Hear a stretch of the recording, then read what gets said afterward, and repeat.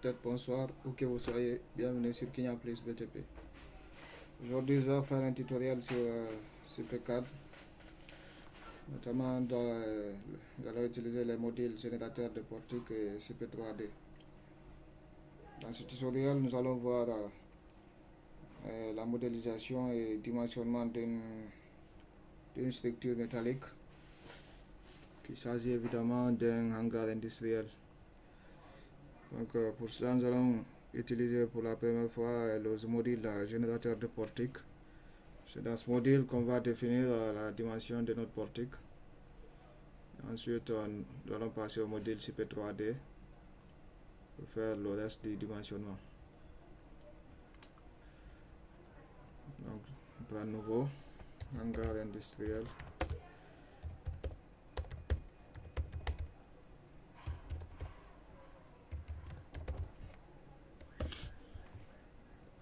Ok. On nous demande d'introduire un nouveau portique. On va dire oui. Avec deux versants. Bien sûr.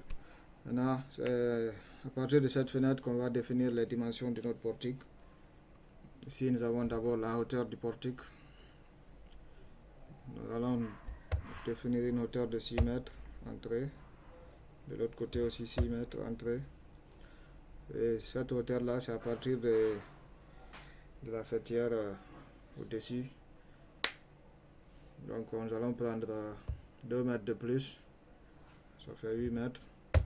Ce qui va être à la hauteur de notre pignon. Ensuite, nous avons ici la portée. Et nous avons une portée de, on va voir notre plan d'exécution. On a une portée de 20 mètres à 82, soit 10 mètres 41 de part et d'autre. On prend 10,41.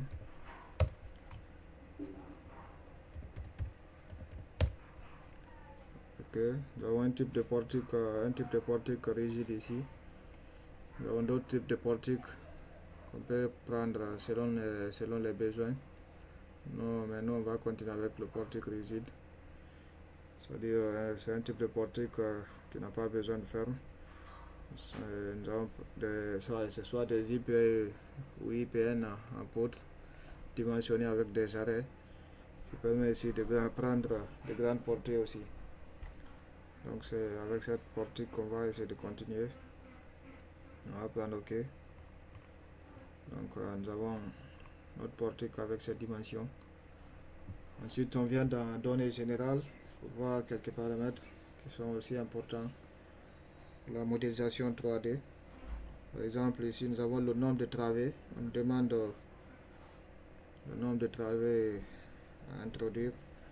Donc dans notre plan d'exécution on a une travée, 2, 3, 4, on a 4 travées. Donc on met 4 de séparation entre les portiques. On a 6 mètres, une équidistance de 6 mètres qui sépare les portiques. Et nous demande de mettre des clos et couverts en couverture.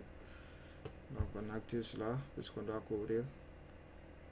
Ensuite nous avons des clos et couverts latérales. Ça c'est sur le côté latéral. Ça peut être un revêtement métallique aussi. Ok, on colle ces deux parties. Nous avons aussi les charges de vent et charges de neige. Là on va laisser les charges de neige. On va s'intéresser aux charges de vent. Et bien avant cela, on va revoir à partir de là, le clos est couvert en couverture. Nous avons le poids des éléments. On a 0,10 kN par mètre carré. Ça c'est en couverture.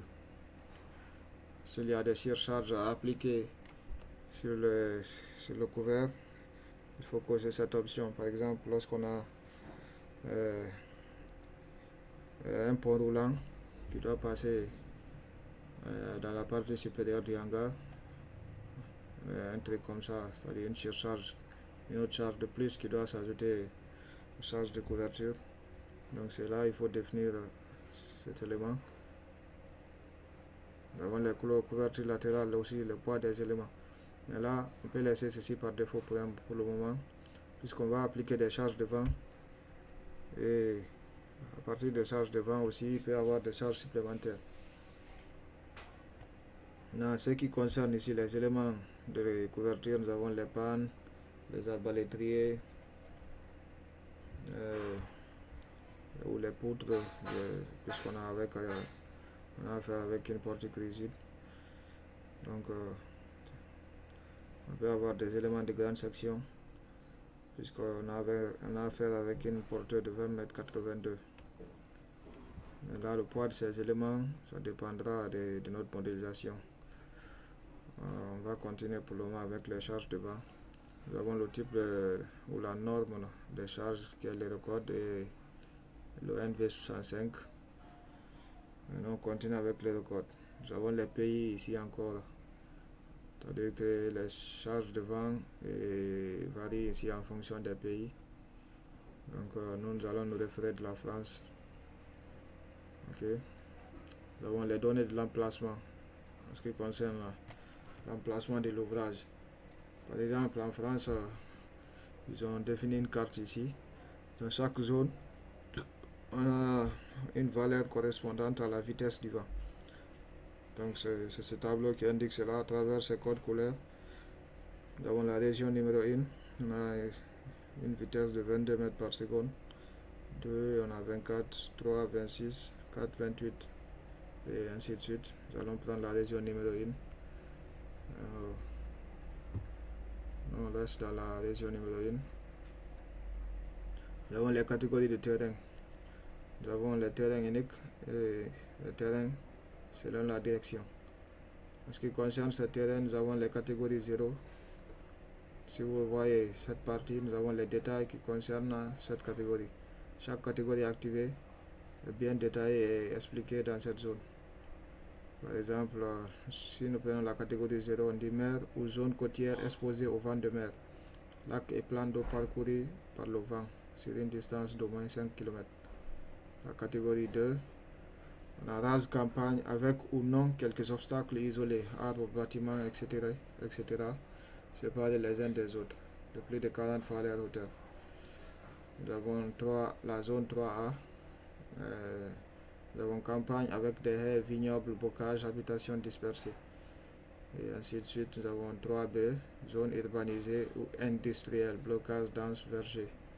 Donc c'est cette zone qui nous intéresse. Néanmoins, on va voir le dernier zone urbaine, dont au moins 15% de la surface est recouverte de bâtiments dont la hauteur moyenne est supérieure à 15 mètres. On reste ici. Nous avons l'orthographie du terrain, ou on peut dire la topographie du terrain. Elle peut être plane, marquée ou complexe. Donc on laisse plane. Par défaut, on prend ici OK. Donc nous avons défini ici notre paramètre concernant les charges du vent. Ensuite, nous avons combiné la combinaison des charges pour les pannes hélices. À partir de là, nous avons ici une combinaison selon la neige. Bon, puisqu'on ne s'est pas intéressé à la neige, c'est pas trop important d'avancer à ce niveau. On va prendre OK. On vient dans configuration voir les normes qui sont là. La norme qui est là sur le béton, c'est le BAIL 91. On peut voir, il y a d'autres normes aussi. Il y a les records, ainsi de suite. Il y a l'acier, on a formé à froid et record. Là, on peut laisser les records. Ensuite, l'acier laminé aussi, le record France. On prend OK. On voit une configuration des unités. On a un système d'unités international qui est activé à partir de là. En ce qui concerne les énergies, nous avons le joule aussi. Tout ça on laisse par défaut. Imprimante, plan, ainsi de suite. À partir de là maintenant, on peut migrer vers le module CP3D pour pouvoir modéliser notre hangar en 3D. Donc vous allez voir ces icônes, nous avons les listes, les visualisations, gestionnaire de profil, export M3D. Donc c'est ici on fait l'export. Bien avant cela, on peut voir les pannes, on peut les paramètres, limite de flèche, nombre de travées, une travée, type de fixation, couvert non collaborante. On a le type de profil utilisé pour les pannes. Donc là, on peut prendre un type par défaut. On va prendre un IP 160 pour le moment. Ensuite, on valide. Une erreur s'est produite, l'application est possible de continuer. Donc, on va prendre OK.